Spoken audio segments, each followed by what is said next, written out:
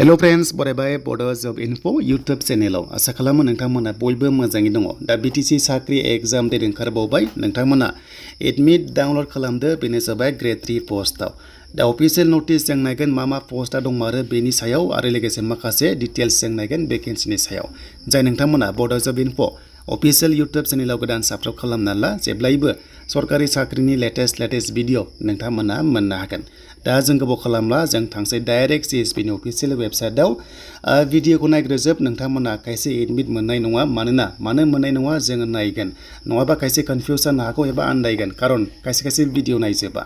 दा जोङो CSB नि साइडआव फैबाय आरो बेयाव फैनाय लोगो नोटिसखौ नायोबा बेनो जाबाय एग्जाम डेट ओंखारबाय आरो बे पोस्टआ अनलि टेक्निकल पोस्ट होनना बुंदों। अके स' आन्दायनाङा जायनोखि नन टेक्निकलाव नोंथांमोना एप्लाइ खालामदोंबा एडमिट मोननाय नङा बे खालि टेक्निकल पोस्टआव जायफ्रा खालामदों बिथांमोना मिन्थिखागोन। जेरै एग्जाम्पल लेब टेक्निशियान स्टाफ नार्स हमना ला गोबां रोखोमनि टेक्निशियान दङमोन नोंथांमोनासो बेयाव एग्जामखौ होनो मोनगोन आरो बे एग्जाम डेटआ जों मोनबाय आरो लोगोसे एग्जामा अनलि क'क्राझारावल' जागोन डिस्ट्रिक्ट वाइसआव जानाय नङा मानोना बारा केन्डिडेट्स बेयाव गैया। अके थ' मोजां चान्स दङ बारा केन्डिडेट्स बेयाव गैया आरो बे अफिशियल नटिसआ नायदोनै 7 अक्ट'बरावनो एप्लाइ जादोंमोन प्लास नभेम्बर 4आव मोनसे जादोंमोन बेनो जाबाय एडभार्टाइज ओंखारनाया। देन डिपार्टमेन्टआ मा दङमोननो बेनो जाबाय WCD। अके देन हेन्डलुम दंमोन आरो लोगोसे सिटआव दंमोन एन्ड हेल्थआव दंमोन सयल कनजारभेशन दंमोन फरेस्ट दंमोन कालचार दंमन देन इरिगेशन दंमन सेरिकालचार दंमन।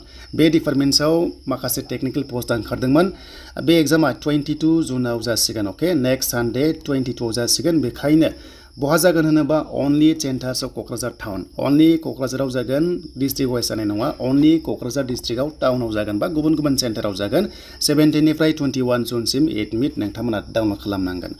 थाबनो डाउनलड खालामदो दिनै लिंकआ एक्टिभ जागोन दा बावैनो जासिगोन आरो नोंथांमोना HS लेभेलनि हमना ला जिनिखि पोस्ट टेक्निकेल नोंथांमोना आरो लोगोसे नन टेक्निकेला 29आव जानाय चान्सआ दङ दे 29 जुनाव नन टेक्निकेल इरिगेशन नोंथांमोननि सेक्सन एसिस्टेन्ट एग्रिकालचार एसिस्टेन्ट खोनादोंमोन ना बे पोस्टआ 29 जुनाव जानाय चान्सआ दङ।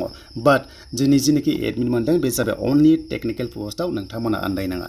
दा जुदि आन्दायोबा मा पोस्टआव जामारदों जों नटिसखौ नायबानो मोनदों बेनो जाबाय Gr-3 टेक्निकेल पोस्ट 263 दंमोन ना 7 अक्ट'बराव एप्लाइ जानाय बेखौ नायोबा WCD नि आन्दारावनो गोबांथार पोस्टआ डिप्ल'मा लाइननि दंमोन नोंथांमोना जेरै काटिं मोनदों बा नोंथांमोना माखासे टाइपिं मोनदों इन्सट्राक्टर मोनदों बे टाइपनि HS लेभेलनि दंमोन आरो लोगोसेनो हेन्डलुम होनोबा इन्सपेक्टर दङमोन गोबां रोखोमनि वेभार्स मास्टार वेभार्स दङमोन बे टाइपनि पोस्ट जायनिखि लादों मिन्थिखायो आरो। अके देन सिटआव दङमोन बिनिफ्राय हमना ला हेल्थआव दंमोन लेब टेक्निशियान दङमोन BCG टेक्निशियान दंमोन फार्मासिस्ट दंमोन स्टाफ नार्स ANM दङमोन गोबां रोखोमनि दङमोन। दा नोंथांमोना जि एप्लाइ खालामदों स' बे गोग्लैगोन आरो बे केटेगरियाव। अके स' दायो जों मिन्थिगौ जे 263 पोस्ट जादोंमोन बिनि आन्दाराव टेक्निकेल देन 372 दंमोन। दा बे 372 आवहाय मा दंमोन जों नटिसखौ नायबानै बेनो जाबाय 4 नभेम्बर जों मोनदोंना बाट बेयाव नन टेक्निकेलसो लिरनाय दङ आं बेखौ एसे कनफिउज जाबाय मा पोस्टआ बेयाव टेक्निकेलाव हाबखो बेखौ नोंथांमोना चेक खालामदो। खालि बाथ्रा जाबाय जिनिखि टेक्निकेल पोस्ट बे आन्जादा नोंथांमोननिया नेक्स्ट सानडेआव जासिगोन बेनो जाबाय 22 जुनाव एन्ड 29 जुनाव नन टेक्निकेल सेक्सन एसिस्टेन्ट बेनिफ्राय एग्रिकालचार गुबुन पोस्ट थानायफोरा नेक्स्ट लेभेलाव जानो फैगासिनो दङ। दा बेनो जाबाय नोंथांमोना गासैबो डिटेल्सखौ मोनबाय बयनिसिमबो अल द बेस्ट थाबाय जाहाथे नोंथांमोना साख्रि मोनो 15 आगस्टनि सिगां एन्ड सेप्टेम्बराव BTC आव इलेक्सन दङ। दा बेनो जाबाय दिनैनि थाखाय लेटेस्ट आपडेट।